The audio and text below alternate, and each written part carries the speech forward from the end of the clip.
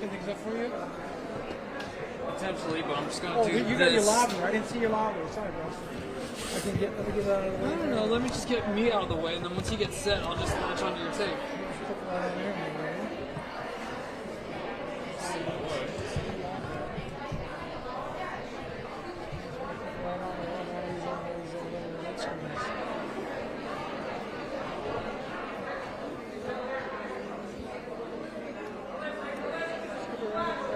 Yeah, I know. I just gotta get slack. I gotta figure out a piece of tape. I want you to a piece of tape and we're gonna replace the clip on. Where do you have a clip on? Maybe just around here. Yeah, just to make sure I've got slack on my cable and all that stuff.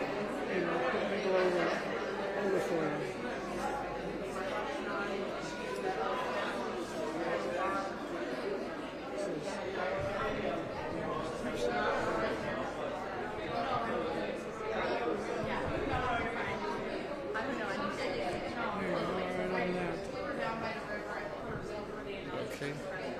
It's okay. We should be good.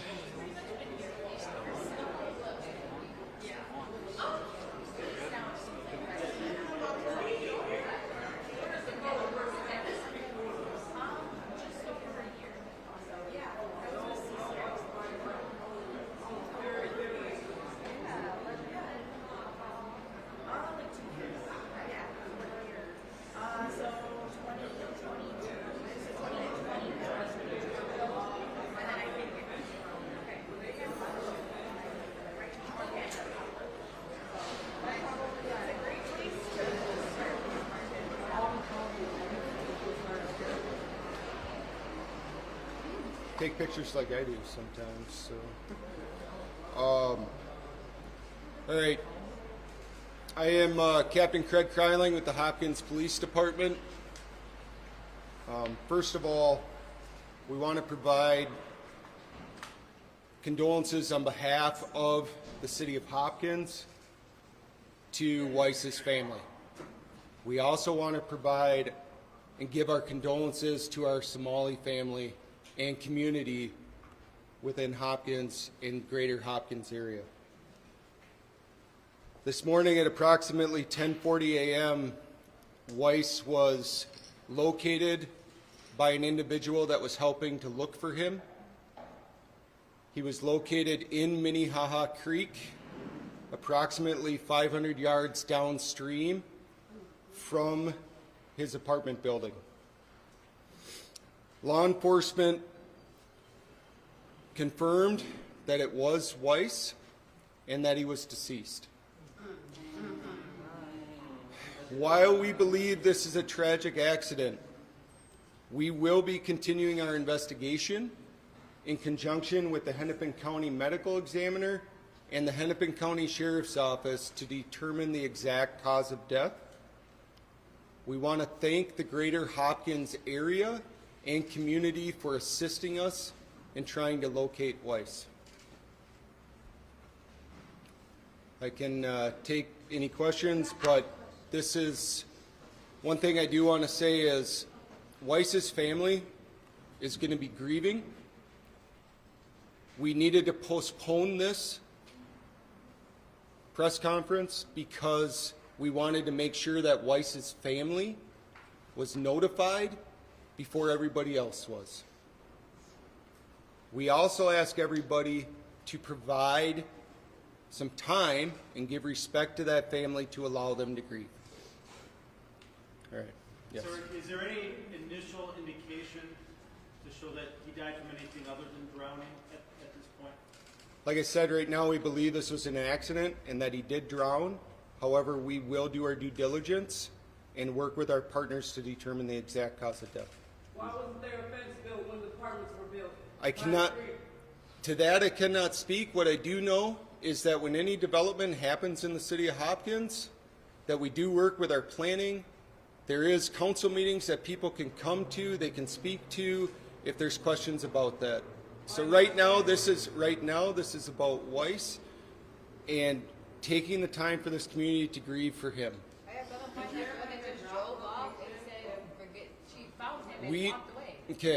Another thing I'd like to address, there's a lot of rumor and conjecture about this case, about different things that have gotten posted on social media. What I can say is we have evidence that Weiss left this apartment building on his own accord, and there is no room to try to blame anybody else right now. This is a horrible, tragic accident from everything that we are able to determine. Now, 500 yards, is that a significant distance when you're talking about a river and the way that they flow and stuff like that? No, right now, unfortunately, we have some high water. We've had a lot of rain.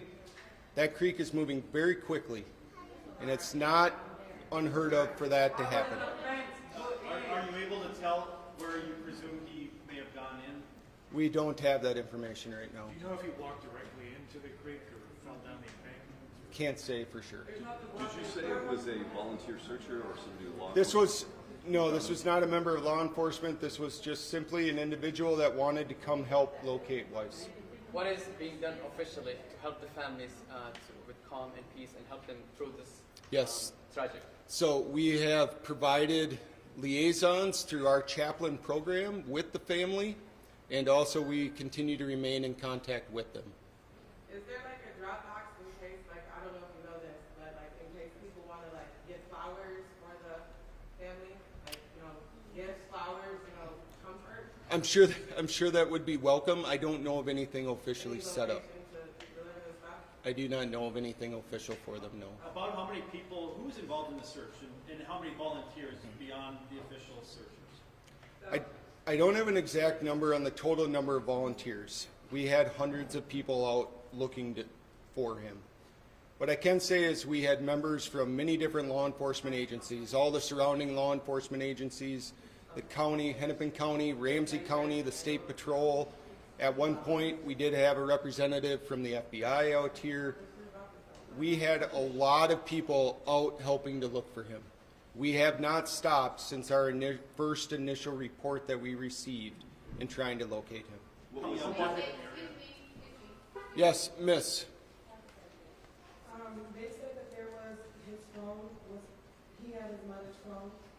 When the surveillance video was released of what he was wearing, why was the phone not in the picture?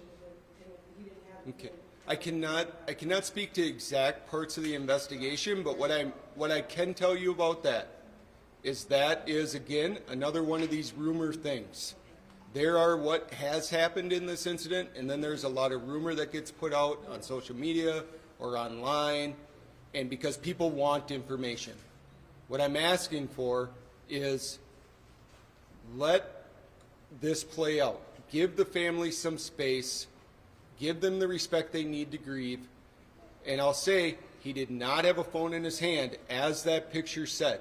So that information about that was not correct. How difficult was this search area? It's so wooded. It's a very difficult search area in the sense that we have a very fast-moving, high-level, water-level creek, and also it's dense foliage. It's not an easy area to traverse on foot. It's not an easy area to get drones or aircraft up in the air. The creek was like that. Why didn't you build a fence? Can you Miss. speak to the search effort and just what it means to see the community come together for this? The effort not only, we provided a great deal of public resources towards this, but what was truly meaningful in this case is the amount of community members that came out to help. And I think that speaks volume to the community that we have here in Hopkins, that we want to help one another. Chief, Hassan El Mohammed from Minnesota Somali Community Center. I want to say thank you. I was here until 2 a.m. Your officers and officers from other departments showed up. We want to say thank you. On behalf of the Somali community, of those who are here, who were with us last night and came up early in the morning, we want to say thank you. We are satisfied with what you have done. This is the will of God, and we accept it. We all believe that this is our path. All our time is written, and when it happens, it happens. We will deal with how to stop this from happening in the future. But for now, we want to say thank you, and we want to mourn with the family. We want to give them the chances, and we look forward to we give you the ultimate respect for what you have done. Thank you. Appreciate that. Thank you. So the alert that a lot of us got, was that technically an Amber Alert, or can you explain like how that process was used? Why didn't it go to everybody's phone? Okay, so the technical term, and don't ask me for the definition of this acronym, is IPAWS. It's an alerting system that allows emergency management government services to alert cell phones within a certain radius of an incident. So that's why maybe somebody on the other side of the Twin Cities didn't receive it, but if you were within the local area, you did receive it. There was some initial information that it went out as an Amber Alert. No, it was not technically an Amber Alert in what you would normally think of is somebody took a child. We needed to get that information out, and quite frankly, it doesn't matter how it went out. What matters is we got the information out there, we got it out there as often as we could, and repeatedly to try to notify new people coming into the community who might be able to locate Weiss. So that's why that went out that way. How big of a search area was it? The search area was, I can give you the general boundaries, was Highway 7 to the north, Louisiana Avenue to the east, Excelsior Boulevard to the south, and Highway 169 to the west. I have a question. So yesterday, there were a bunch of us volunteers that were out. One of your officers told us that we were hindering the investigation. Why weren't there more efforts to have third-party searches?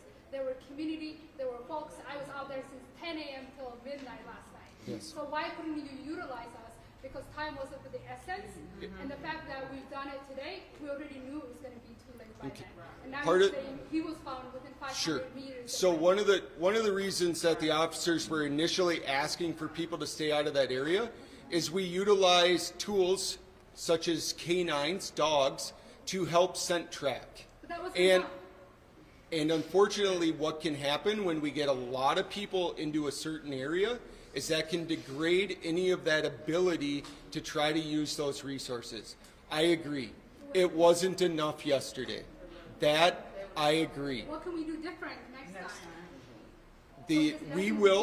We will as an agency and with our partners, we will conduct a review of this afterwards to see what we could have done better.